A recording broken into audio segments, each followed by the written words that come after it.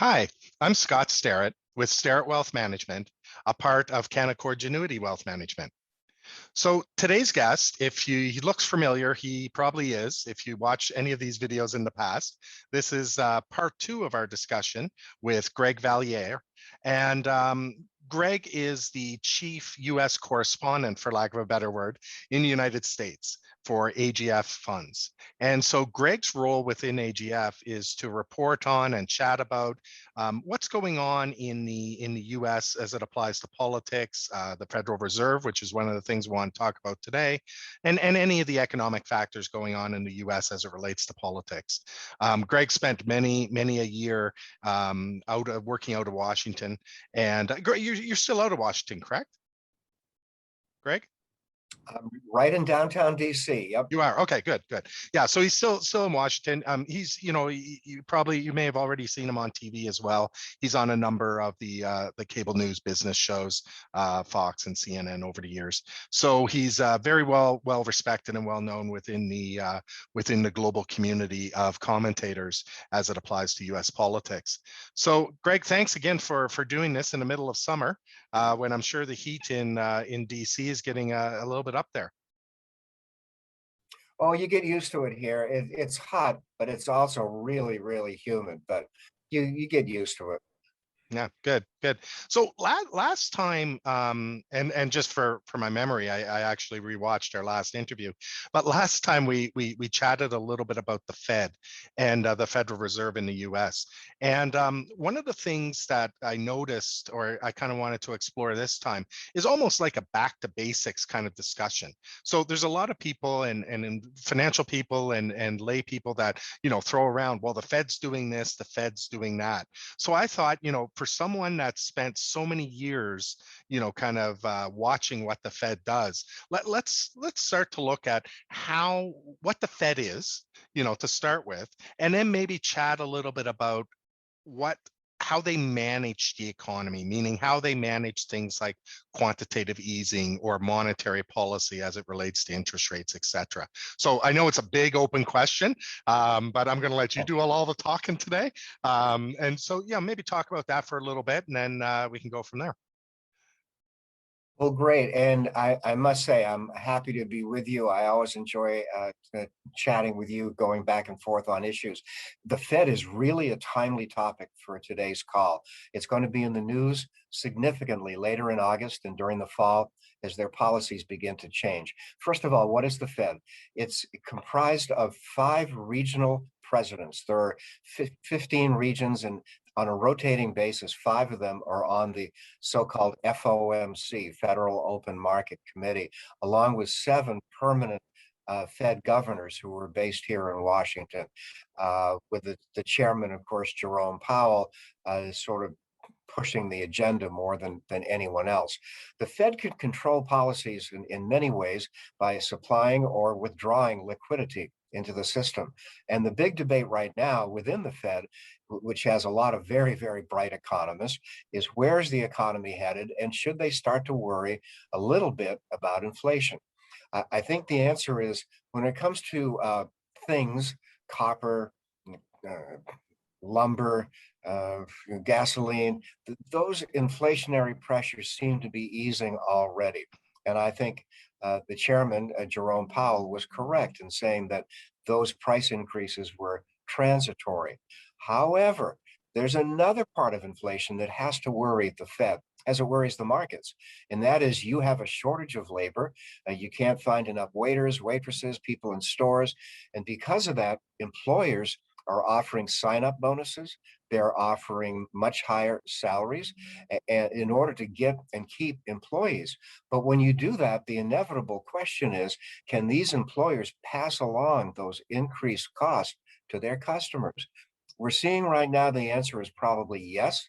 Prices are going up in restaurants to pay for is salaried employees. And as these prices go up, you have to worry about sort of a snowball effect, where this continues for quite some time and does lead to some inflation. So that's a big concern right now for the Federal Reserve. So how do they change policies? Well, right now, the big topic is, could they reduce the the amount of asset purchases that they make, called tapering. We've had examples in recent decades where the Fed tapered and the markets didn't like it. The markets had a taper tantrum, people say. So is it possible that the Fed is about to change? I think they're going to talk publicly more and more about it. First of all, in Jackson Hole, Wyoming, they have their big annual policy meeting, and this will be high on the agenda. And then at the next FOMC meeting, which will be in late September, they may announce that they're planning to reduce their asset purchases by the end of the year. So what does that mean? It means that the 120 billion in assets that the Fed purchases every month, by being reduced, they are not supplying as much liquidity into the markets. They're being a little stingy. They feel they don't have to do that. Right now, they are purchasing 80 billion a month in treasuries and 40 billion a month in mortgage-backed securities. If they start to cut it back, it'll maybe put a little upward pressure on interest rates, which is their goal.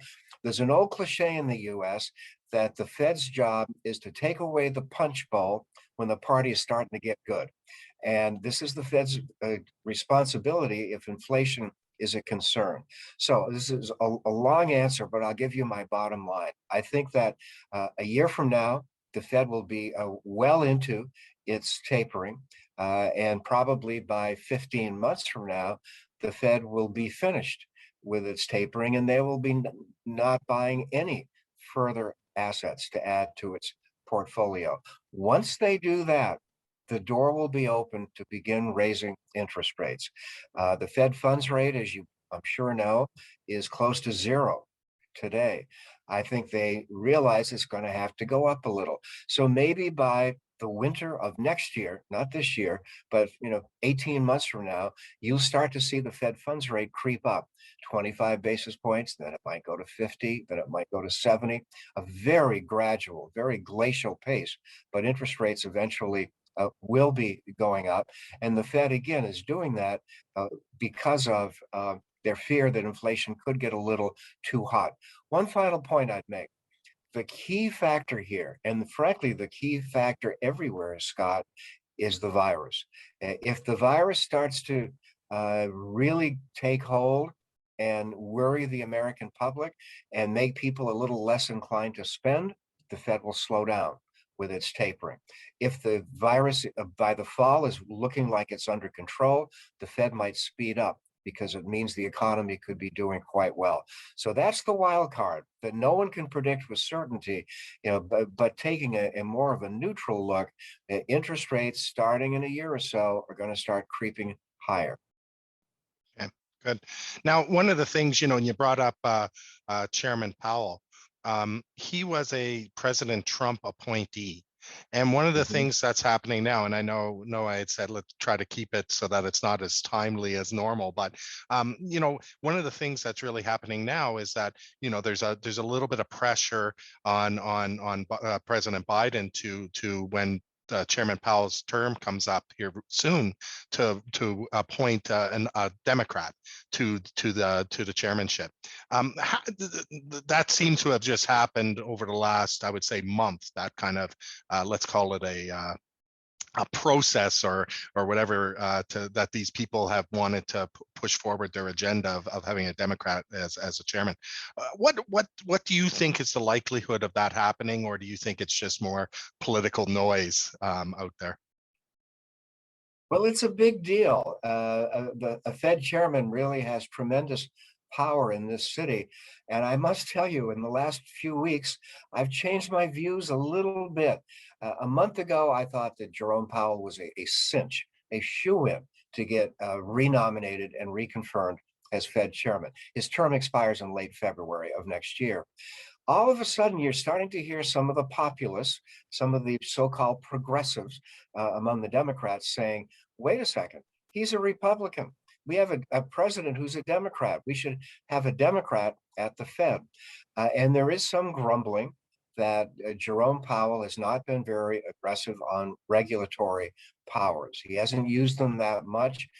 Many of his critics say He should be tougher on banks. He should be tougher in enforcing the Dodd-Frank Act in terms of what banks are allowed to do.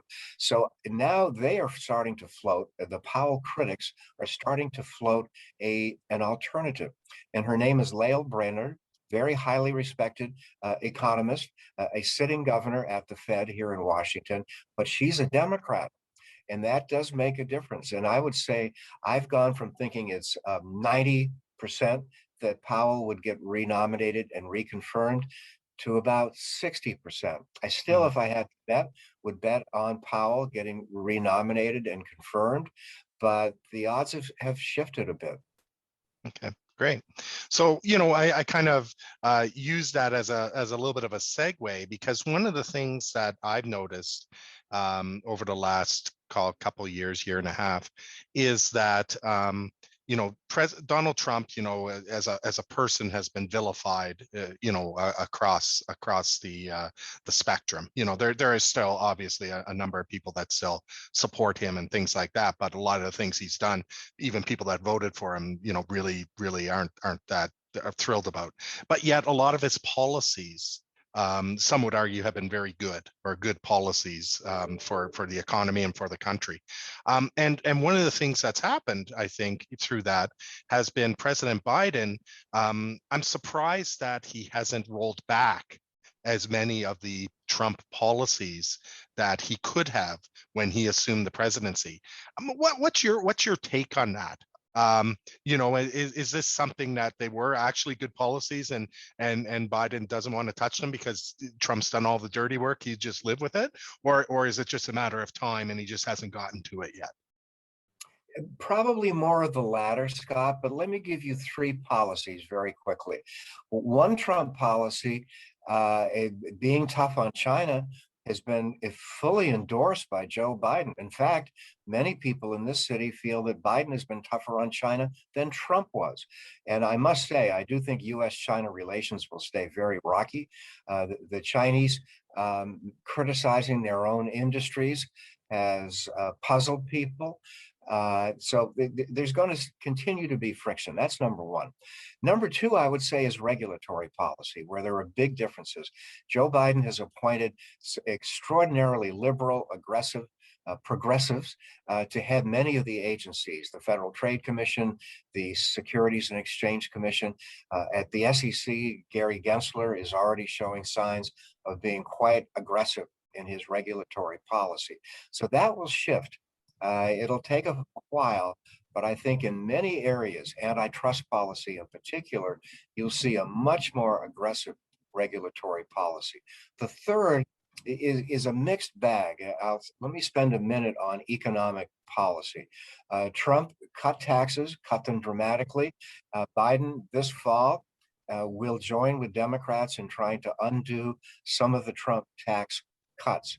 It's not going to be easy because both houses of Congress are virtually tied, and it's not going to be easy to get the votes to make big changes on taxes. I think we'll see some, but not big ones. But the other part of this, the economic policies, is spending. And I would say that Donald Trump loved to spend. Joe Biden loves to spend. Neither of them could be called moderate on spending. Biden has more specific goals on the environment, on infrastructure, things like that. But Trump also spent a tremendous amount of money. So we're still in an era where fiscal restraint is an alien concept. And I think for at least another year or so, there's not going to be any restraint on spending. The deficit a year ago was 3.2 trillion. The deficit in this year, that's got about a month and a half to go, it will be about 3 trillion.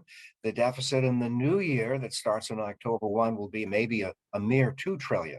But we're talking about staggering, unprecedented deficits that both Biden and Trump seem to embrace. Right. Yeah. Amazing. Amazing. What, just staying with Trump just for the last point here, I mean, there seems to still be, and the proof's in the pudding. We'll find out if it's this lasts or not. But there still seems to be the view that he's a kingmaker within the Republican Party. That you must effectively go and bend the knee to Trump in order to get his blessing to run for a lot of the congressional seats and things like that. Do you think that that goes away? Do you think that the bloom is off the rose now, or is he going to be a factor? In the 2022 kind of election, and more appropriately in the 2024 presidential election? Yeah, it's quite an issue. Let me just try to say it succinctly. Uh, Trump has an iron grip on the Republican Party. His endorsement gets people nominated. Everyone, as you said, bends their knee to get his endorsement. But at the same time, while he can endorse candidates and he can get people nominated, can he prevail in a general election? That's the big issue. And Mhm. in a general election, I am not sure that Trump and Trump's anointed candidates can get to 51% of the vote. They can maybe get to 42% of the vote, 43% of the vote, but you have to factor in such a big chunk of Americans who are reasonably moderate, who are not ideological on either side of the spectrum. And I would argue that Trump is huge in his own party, but with the U.S. electorate in general, in fact, there was a poll out overnight showing that a majority of Americans really would prefer that Trump not run again. He's making noise that he probably will run in 2024. He'd be 78 then. And there's speculation about Biden. I would not be shocked, and I may have told you this earlier in the year, I would not be shocked if neither Trump nor Biden runs. I wouldn't be at all surprised if Biden just serves for one term. He's frail. I think that he's already 78. Would he really want to run for a second term that wouldn't end until his mid 80s? And likewise, Trump, who's 75 now, he'd be 78 in the next election. Despite all of the hot air from Trump, I'm not sure he's going to run either. Yeah. Okay. So let's go back a little bit into kind of some more recent history. Um, a little bit further back, I guess, than Trump. But over vacation here in July, I read Barack Obama's first, I guess it's his first volume of his 2-volume biography. And Yeah.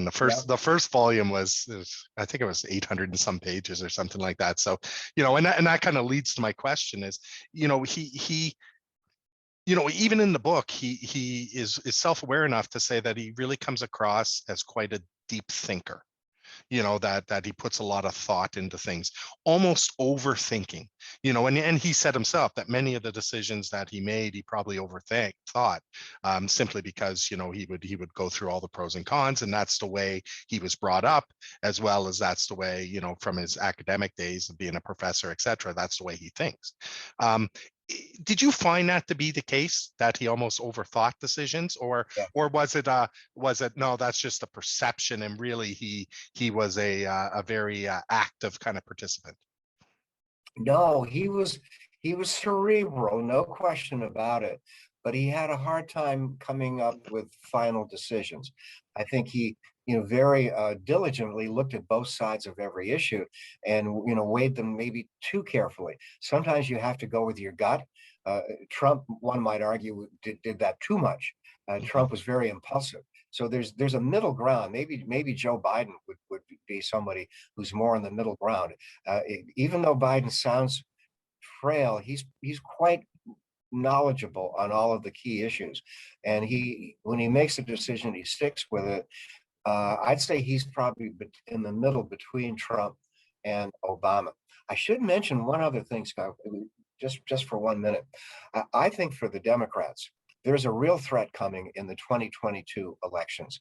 The history would show that a first-term president like Joe Biden, in his first midterm election, like the one we're going to have next year, loses seats. And I think the House may fall. I think the Senate could also fall to the Republicans. The Democrats have three really big issues that are hurting them right now. The first is this perception of inflation becoming real sticky and lasting for quite a while. The second is, once again, a staggering number of illegal immigrants who are coming into through the southern borders of the U.S., and nobody quite knows what to do with them.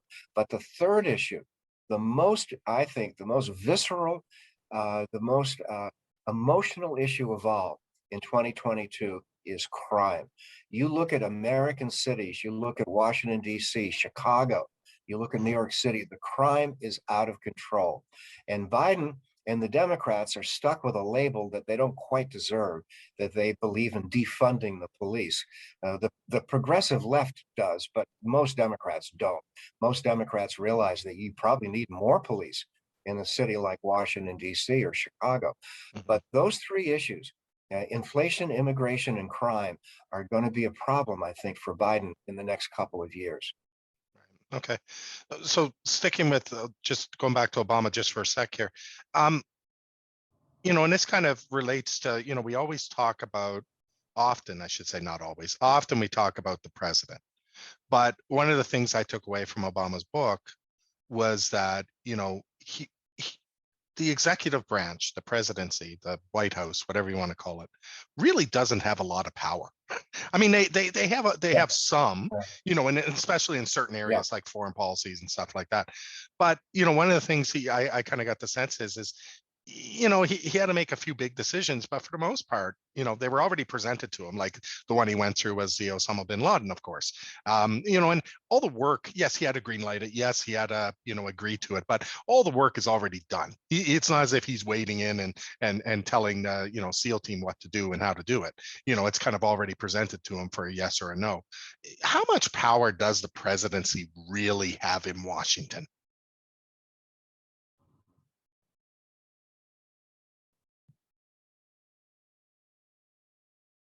Oh, looks like you froze up Well, there. Yeah. yeah. Let me just say, I heard the question that some of the power the president does have through executive authority. He can send troops quickly if there's a crisis. He can make regulatory changes. But on a lot of other things, you're absolutely correct. That when I see an issue, I say to myself right away, does he have the votes? That's the key. Does he have votes? Barack Obama, bizarrely, I viewed lobbying, twisting arms, cajoling, persuading members of Congress. Obama viewed that as disdainful. I think he felt it was beneath him to have to do something like that. He was remarkably unsuccessful in twisting arms with Congress. Biden, on the other hand, is quite good. Biden served in the Senate for 40 years. He knows a lot of the players, and that's one of the reasons why he got a $1.9 trillion COVID aid package. It's one reason why I think he'll get one infrastructure package. I'm not sure about the second, but Biden can accomplish things because he's talented. He's gifted at lobbying members of Congress. Okay, great. Well, I could talk to you all day about this stuff. I really enjoy Likewise. the economics and the U.S. politics, but we're running out of time. But so thank you very much again for joining us. You're the first person we've done this twice with. So hopefully down the road we can make it a three-peat. I definitely appreciate your views, and definitely they're very topical as it applies to what's going on in the world today. And I know today we focus more on the United States. Maybe next time we'll go more on the foreign policy side of things, because I'm sure you have views on that too. But for those who have watched this, thank you for watching. And Starrett Wealth Management, we've been doing this for about 28 plus years. So we do help successful families transition through life. So if you do have any questions or do want any more information on things Greg talked about, or find out what we do for our clients, please do reach out through our website of www.starrettwealth.com. Thanks a lot, Greg, and have a good rest of your summer.